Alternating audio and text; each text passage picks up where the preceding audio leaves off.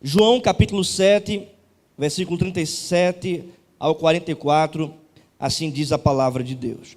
No último dia, o grande dia da festa, levantou-se Jesus e exclamou: se alguém tem sede, venha a mim e beba. Quem crer em mim, como diz a Escritura, do seu interior fluirão rios de água viva. Isto ele disse com respeito ao Espírito que havia de receber os que nele crescem, pois o Espírito até aquele momento não fora dado, porque Jesus não havia sido ainda glorificado. Então os que dentre o povo tinham ouvido estas palavras diziam: este é verdadeiramente o profeta. Outros diziam: ele é o Cristo. Outros, porém, perguntavam: porventura o Cristo virá da Galileia? Não diz a Escritura que o Cristo vem da descendência de Davi e da aldeia de Belém, de onde era Davi? Assim houve uma dissensão entre o povo por causa dele. Alguns dentre eles queriam prendê-lo, mas ninguém lhe pôs as mãos. Vamos orar. Pai amado, Pai querido, nós lemos a Tua palavra. Nós te pedimos nesse momento, tem misericórdia de nós e fala conosco. Abre os nossos olhos, nos faz enxergar as maravilhas da Tua lei. Assim nós oramos em nome de Jesus. Amém.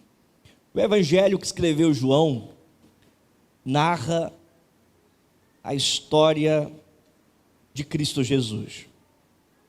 Essa história que apresenta a sua obra, essa história que apresenta o seu ensino, mas essa história que apresenta também a sua pessoa, quem ele é. É nesse evangelho que João descreve as palavras de Cristo acerca de quem ele é como pessoa. Em outra ocasião, Jesus disse que ele é o pão da vida, no evangelho de João. Em outra ocasião, ele disse que ele é a porta da salvação. Em outro momento, o próprio Senhor Jesus disse que é a videira verdadeira. João, portanto, utiliza as próprias palavras de Cristo para identificá-lo, quem ele é como pessoa, para a nossa vida, para a vida da igreja, para cada um de nós. E nós estamos aqui diante de um texto onde João utiliza as palavras do próprio Cristo para apresentá-lo, quem ele é para nós. E ele é apresentado aqui como água viva. Porque nós lemos nesse texto, no versículo 37, que Jesus se exclamou, se levantou e afirmou, dizendo: se alguém tem sede, venha a mim e beba. Quem crê em mim, como diz a Escritura, do seu interior fluirão rios de água viva. Ele está se identificando aqui como essa água que aquele que vai até ele, que tem sede, vai beber. Ele já tinha falado sobre isso com a mulher, samaritana, dizendo que se ela beber da água que ele der, jamais ela teria sede.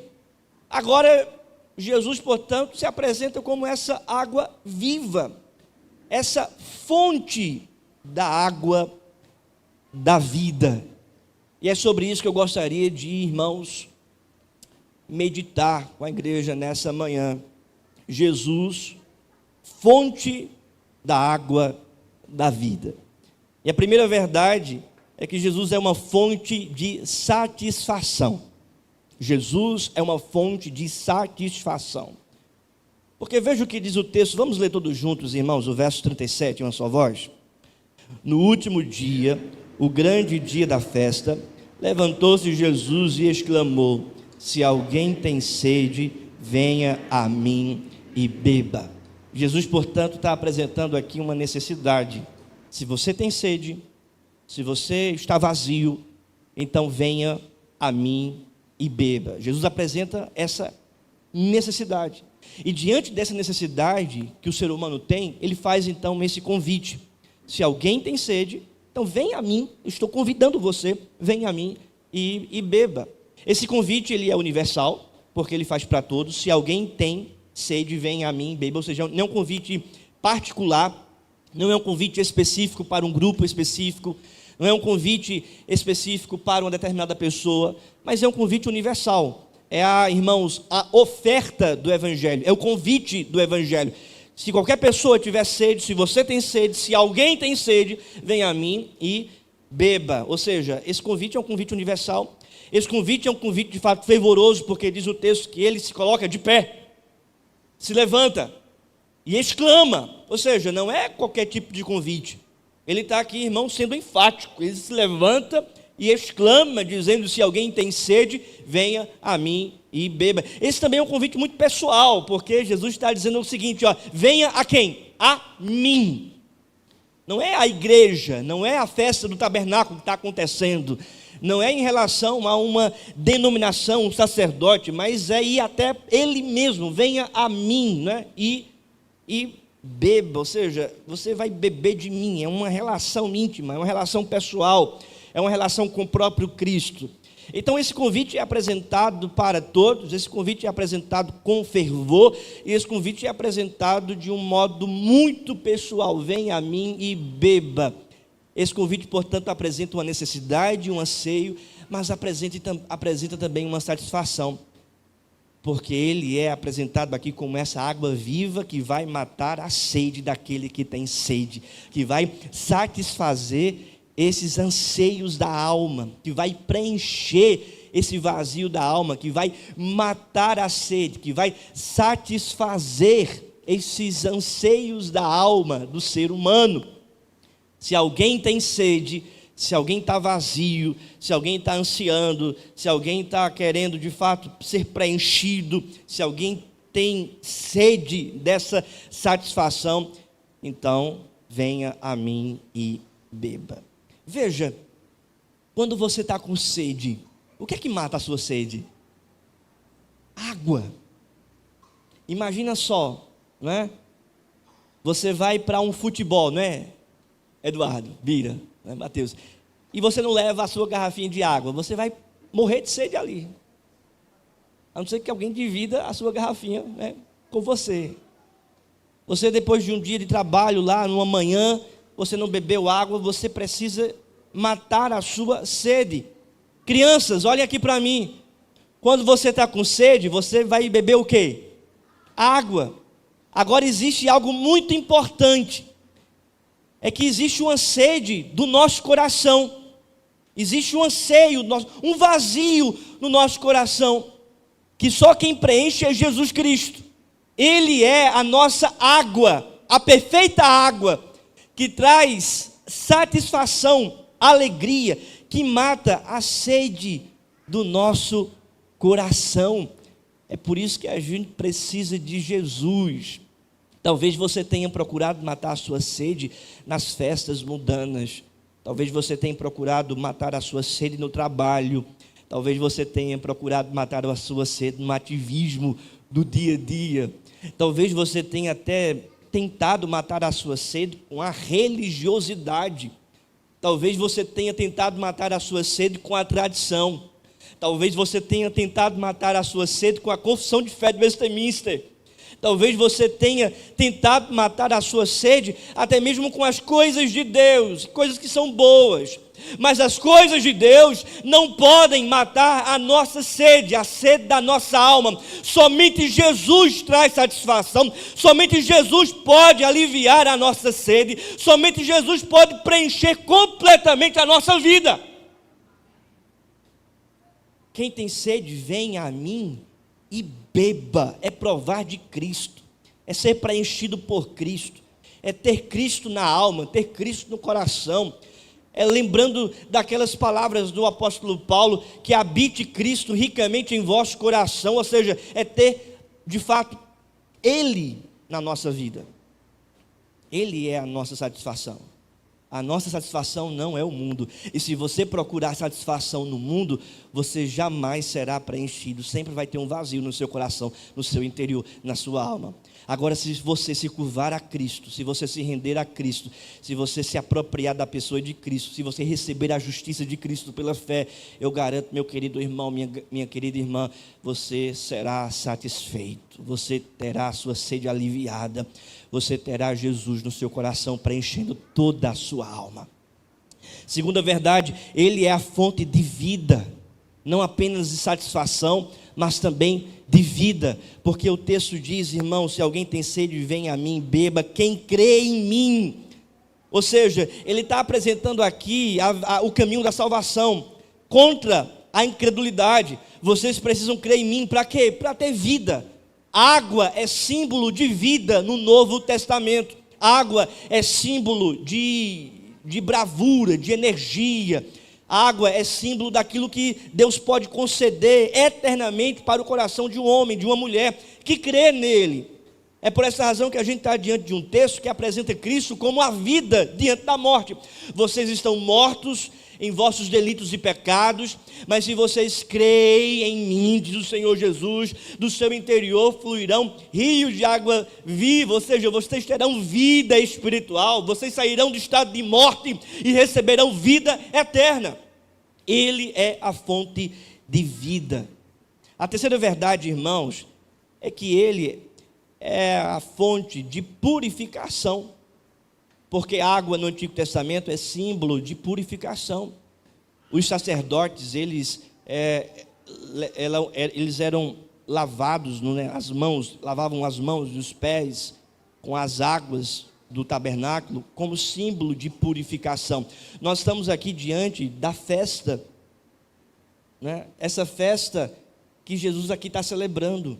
O texto diz, no último dia, o grande dia da festa. Ou seja, é uma associação aqui com as verdades da antiga aliança, do tabernáculo, do templo, dessa água que simbolizava a purificação. E Jesus está dizendo, eu sou a água que purifica vocês. Não são os utensílios do templo, não são as coisas do templo. O que vai purificar vocês sou eu. Eu sou a água que limpa o coração, que purifica a alma, que traz renovo. Meu querido irmão, minha querida irmã, atente aqui para mim uma coisa. Perceba, nós não podemos viver na prática do pecado. E se você está escravizado ao pecado, em algum pecado, perceba isso. Jesus, Ele é a água que nos purifica, não apenas nos perdoando de todos os nossos pecados, mas nos libertando da escravidão do pecado, para que a gente possa viver de acordo com essa água que nos purifica, para vivermos em santidade. Não é simplesmente o perdão, não é simplesmente a purificação, mas é aqui, irmãos, uma direção para viver limpos e purificados, para vivermos em santidade, para vivermos de acordo com a vontade de Deus. Essa fonte, irmãos, é uma fonte de superabundância, porque veja o que diz a palavra de Deus, quem crê em mim, como diz a Escritura, do seu interior fluirão o quê? Rios de água viva. É uma abundância, não é uma gota da água, não é apenas um rio da água, não é um riacho, mas são rios de água viva que fluirão do seu interior. Portanto, Jesus aqui está comprometendo aqueles que creem nele a ter essa abundância de vida, essa superabundância de vida. Vocês vão provar de mim e vocês vão ter essa abundância da minha parte, da minha vida, da minha pessoa, na vida de vocês. Vocês terão e provarão dessa água que eu tenho para dar, desses rios que eu tenho para apresentar, desse sustento, dessa graça, desse poder, dessa dinâmica, da direção. É uma vida super abundante na pessoa de Deus. E aqui, irmãos, é interessante porque nós não podemos viver uma vida rasa, um cristianismo raso, mesquinho, um cristianismo de gota, não é? de riacho, de um pequeno rio. Não, o que Deus tem para nós, diz a palavra, rios de água viva. O que Deus tem para nós é uma vida com Deus superabundante. Superabundante. O apóstolo Paulo, irmãos, orando para os crentes da igreja de Éfeso, ele diz, eu quero que vocês compreendam, para que vocês possam entender qual é a altura, a largura, a profundidade, o comprimento das riquezas de Cristo, para que vocês possam viver de acordo com essas riquezas, da glória de Deus. A gente precisa se aprofundar na pessoa do Senhor. ter uma vida abundante na graça de Deus, no poder de Deus, na direção de Deus, no caminho que Ele tem para nos oferecer. Nós não podemos nos contentar com uma vida rasa, mas a gente tem que se aprofundar. É rios de água viva. Isso é muito importante, irmãos. Porque tem crente que não sai nem uma gotinha de água, né? Está seco. E aí Jesus está aqui nos chamando, irmãos, para que a gente possa viver de acordo com essa abundância. Viver de acordo com esses rios que fluem daqueles que creem. A última verdade, irmãos, é que é uma fonte de bênçãos. Jesus é uma fonte de satisfação, Jesus é uma fonte de vida, uma fonte de purificação, uma fonte de superabundância e uma fonte de bênçãos. Porque essas águas que fluem, elas atingem outras pessoas. Há um autor chamado Simon Kistemaker, um exegeta do Novo Testamento, um holandês. Ele afirma, comentando esse texto, que essas águas diz respeito também às bênçãos que decorrem das bênçãos de Deus para o crente que atinge outras pessoas. Ou seja, são bênçãos que nós desfrutamos da parte de Deus, mas que atingem também outras pessoas, que alcançam essas bênçãos também em outras pessoas através da igreja, através da vida. Porque diz a palavra, quem crê em mim, como diz a Escritura, do seu interior fluirão rios de água viva. Esses rios que são poderosos, fortes, mas que abençoam outras pessoas. Irmãos, pela graça de Deus, nós podemos ser um canal de bênção para outras pessoas. Pela graça de Deus, esses rios fluirão do nosso interior, atingindo outras pessoas. Será que você tem sido esse canal de bênçãos para a vida de outras pessoas? Através da oração, da evangelização, da visitação, do aconselhamento, de que através do Espírito Santo você possa de fato abençoar outras pessoas com a palavra de Deus, com a graça de Deus, com o Espírito Santo, essas torrentes da bênção de Deus que flui do seu interior. E o texto diz, irmãos, é claro, que águas são essas? Vem de Cristo, que é a fonte, mas literalmente é o Espírito Santo, porque o versículo 39 diz, isso ele disse com respeito ao Espírito que haviam de receber os que nele crescem. Ou seja, ele que envia o Espírito, ele que é essa fonte, e esse rio, portanto, é o Espírito Santo, é a presença de Deus que flui da nossa vida, abençoando também outras pessoas. Algumas observações, irmãos, algumas observações. Diante desse relato que Jesus é a fonte de satisfação, a fonte de vida, a fonte de purificação, a fonte de superabundância, a fonte de bênçãos, diante dessa verdade apresentada sobre a pessoa de Jesus, algumas reações são aqui apresentadas também pelo evangelista João. Porque veja o que diz o texto, versículo 40. Então, os que dentre o povo tinham ouvido essas palavras diziam, este é verdadeiramente o profeta. 41. Outros diziam, ele é o Cristo. Outros, porém, perguntavam, porventura o Cristo virá da Galileia? Não diz a Escritura que o Cristo vem da descendência de Davi e da aldeia de Belém, de onde era Davi? Assim houve uma dissensão entre o povo por causa dele. Alguns dentre eles queriam prendê-lo, mas ninguém lhe pôs as mãos. Irmãos, nós temos aqui algumas reações. Obviamente, pessoas creram em Jesus e beberam dessa fonte. Mas nós temos aqui, irmãos, também incredulidade, questionamentos, debates sobre essa fonte, sobre Jesus, discussões, dissensões, divisões, incredulidade e ódio, porque o texto termina dizendo que alguns queriam prendê-lo, mas não puseram as mãos. Eu gostaria de terminar, portanto, com algumas observações.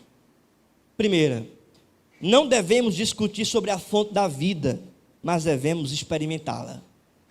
Não devemos discutir sobre a fonte da vida, nós devemos experimentá-la. Se a gente discutir sobre Jesus, apenas pensar sobre Jesus, apenas debater com os outros acerca de Jesus, a gente vai estar esquecendo de experimentar Jesus, de se apropriar de Jesus, das bênçãos de Cristo, oriundas de Cristo, procedentes de Cristo.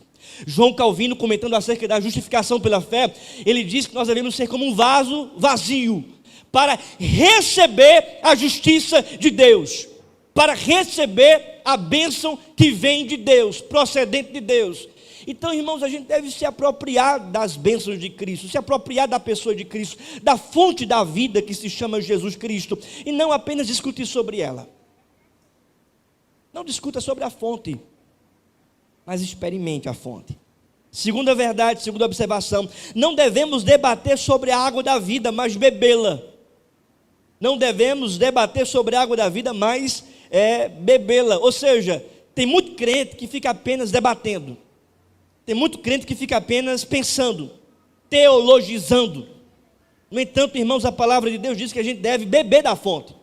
Não é discutir a fonte, não é debater a fonte, não é teologizar a fonte, mas a gente deve beber da fonte. Claro, irmãos, aqui eu não estou pregando contra a teologia. Eu sou professor de teologia. Eu não estou pregando sobre pensarmos teologicamente, sobre refletirmos, isso é importante. Mas, irmãos, conforme já disse um autor, quem discute a missão, não cumpre a missão. Quem fica apenas debatendo sobre a missão, não faz a missão. Então, quem fica apenas debatendo, discutindo acerca da fonte da água da vida, não bebe dessa água. A gente deve se apropriar, a gente deve praticar. A terceira e última observação, não devemos apenas estudar sobre o rio de Deus, mas prová-lo. Não devemos apenas estudar sobre o rio de Deus, mas prová-lo. Se não tivermos cuidado, irmãos, discussões teológicas podem desembocar em incredulidade, porque tiveram alguns aqui que até mesmo falaram, ele é o Cristo, mas aí, da onde vem o Cristo? De Belém, descendente de Davi. Onde é que chegou a discussão teológica? Alguns tentaram prendê-lo. Alguns ali, irmãos, diante de uma discussão teológica, chegaram em incredulidade e ódio. Tentaram prender Jesus. Então é importante nós atentarmos para isso.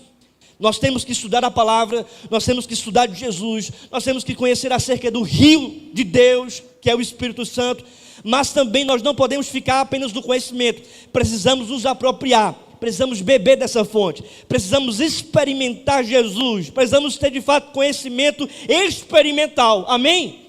Ter vida com Deus, não apenas ortodoxia, mas ortopraxia, não apenas entendimento, mas prática, não apenas estudar, mas viver aquilo que nós estudamos diante da parte de Deus, diante do conhecimento de Deus, diante da revelação de Deus. Então, não devemos apenas estudar sobre o rio de Deus, mas prová-lo, porque Ele é a fonte da água da vida. Fiquemos de pé e vamos orar.